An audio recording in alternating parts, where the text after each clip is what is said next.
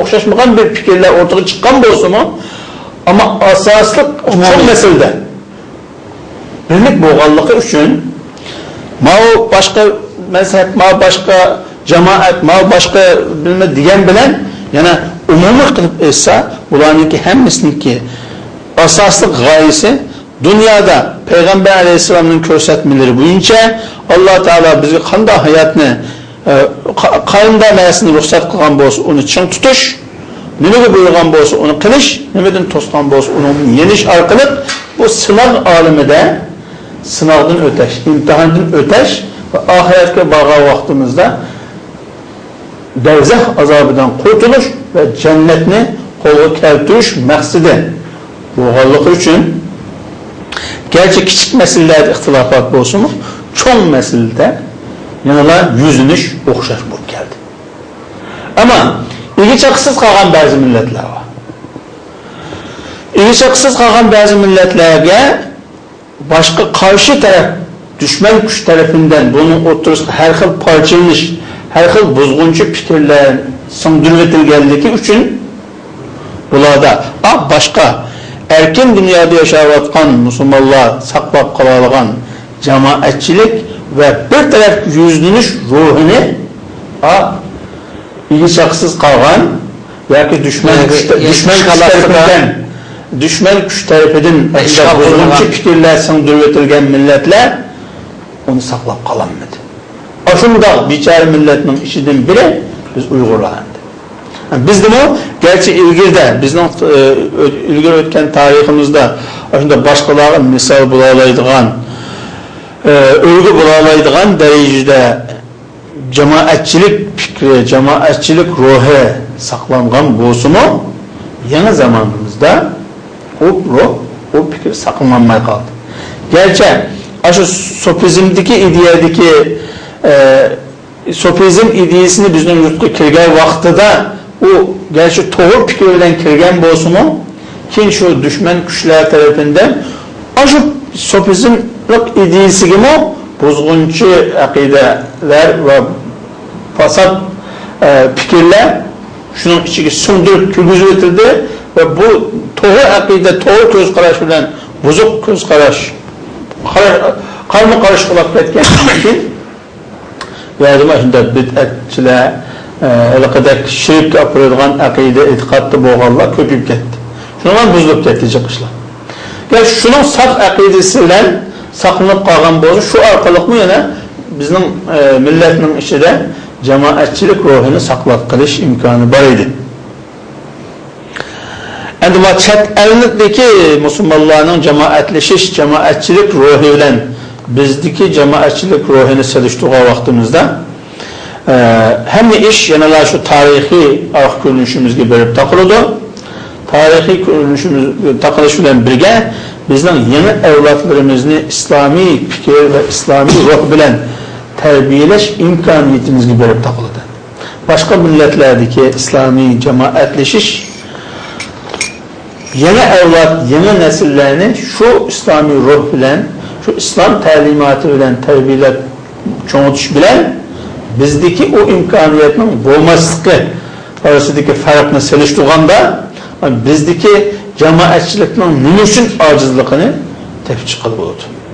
Sen muhim bir meseleni oturup koydu. Mesela Türkiye, Saudi Arabistan'da misal verdi. Mesela ola özlerinki devleti de mesela yakın tarihimizde 90. yıllardan tatip meyli Saudi'de Abdülvahhab olsun, meyli Türkiye'de mesela Seyyid Nursi'ye okşaş mesela nurgun çoğun alimler özününki şu halkınınki dini itikadı neçe min yıldan uşuk boğan örf ve adete hemmisini öz içine algan ve şu yerdeki yerli halk kabul kılgan bir düşünceni mesela bazı itikadın ki bazı şirk akidelden bazı mesela tasavvufi cihette mesela hata bid'atlerini çıkarıp mesela şu halkını birleştiriş için hareket kıldı. Aslında bizden vatandımı İslam dini kirgen çağda hem Hanefi mezhebi şunun bilan birge tasavvufi nima bilan kirdi. Kirgen çağda yaxshi dedilar. Keyin hamda uning ichiga ba'zi shirik, ba'zi xurofat nimalar kirish orqali degandek shunda bir nima xalqning e'tiqodi, islom e'tiqodi to'g'ri kelmaydigan narsa o'tirib chiqdi. Yani bu vacibini ilip etken çağda, mesela 1930'larda, 20. yıllarda, mesela Abdülkadir Damollam çıktı, mesela Memtibin Hazretim var, mesela Xoten'de müderris, çok müderris. Şuna olan bir Savutaj Damollam, onun dinkin, nurgun alimlerimiz. Mesela bular xuddi Türkiye ve Saudi Arabistan'a okşaş. Ulama etrafındaki bir qancha alim, düşünce kişilerden bir yere gelip, yani bizim özümüzden halkımızdaki akide cihetten, düşünce cihetten bir islahat edip verip bizim bir cemaat kurulu dep, yani bunun gibi yürüyüş kıldı mı kılmadı mı bizim vatanda bu alimlerimiz? Ular elbette kırılık bütün hayatını şu yolda sarıp itilip ular. Yani o vakitteki şerait meselesi var. Endi ularninki mesela bu Türkiye'deki Seyyid Nursi olsun, başka şeyhler olsun, başka çok alimler çıkarırken bir şeydi mi? Başka yerde mi aslında çok? Mesela Mısır'da Hasan Benna var mesela. Muhammed Abdülcemal Dinabgani. Mesela Seyyid Mevdudi olsun, Aşağıllah'ın İkballı olsun, her yıl çok alimler aslında çıkıp o zamanında çıkılıp hiç kanlı bir yerde aşı alimler çıkan vaxtıda hemmeden onu kollamalık. Az adam kollaydı, köpçülük onun karıştırılıp. Bu tarihten böyle aslında tehliklenildi. Kanlı alimden tarihini okusak, aşı alim üzüp bağ vaxtıda, hayat bağ vaxtıda onu azıcık adam kollamalık. Az adam kollamalık. Az adamdan alıp. Köpçülük onu karıştırılıp. Ama o adam ülep ketken, ya o adam şu harekette uzak yıl yaşayan din kiyin, asla onunki fikri, onun göz karışı başka yere tarılalım. Olumluş olun.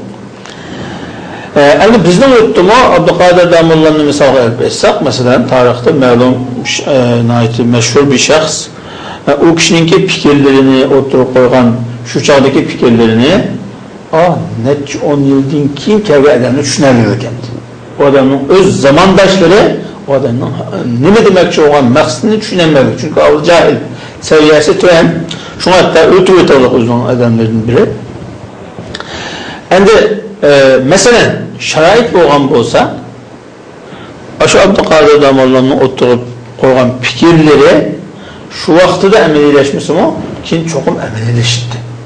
Emelileşmesliğe iki sebep bulalım. Biri o adamınki hizmet kılgan tarihi azulap kalıqlık suikastga uçraş sebebiyle. İkincisi şu adaki şeraitler. Yani şu adamın fikrini elip baradıqalla şunu fırsat verilmeli. İlk devirde.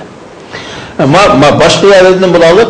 Başka yerde aşı çoğun alimni yaşayan vaxtda gerçi onun ergeç kişiler şunun fikrini kubul kılğalla şunu kötürdüğalla az bolsumu keyinki vaxtda şerait boğanlığı üçün olağa şu adamın fikrini tartıqlıq şunu çıngtırıp menalik o umumlaşılıq.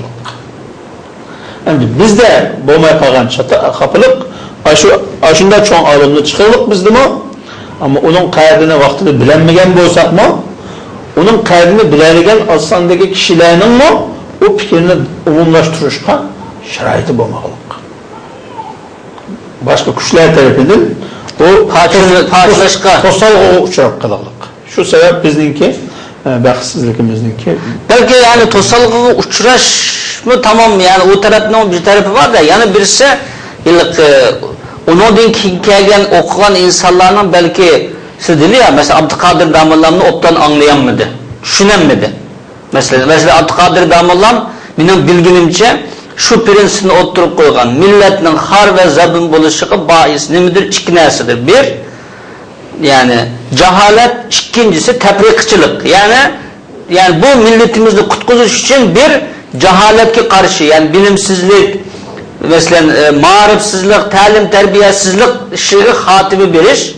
İkinci birisi oturdaki ihtilafını mesela bütünle yok etiş için birlik, kuvvet, kırımdaşlığını onu düş için hareket kılış lazım bu milletin harza bundan kurtuluş için de benim bilgimce bu iki ikki prinsipni o'ttirib qo'ygan. Masalan, o'zining yozgan kitobi Aqaid Zuriri Javhari Yomsun, shuningda asosan masalan o o'zining Miftahul Adab degan kitobida asosan mush ta'lim tarbiya, mush birlik qarindoshlikqa nima qilgan.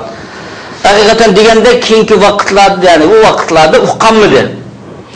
O vaqtda shu vaqtdagi tariximizni so'zlab qolgan bo'lsak, ajoyib echinishlik voqealar yuz berdi ekan.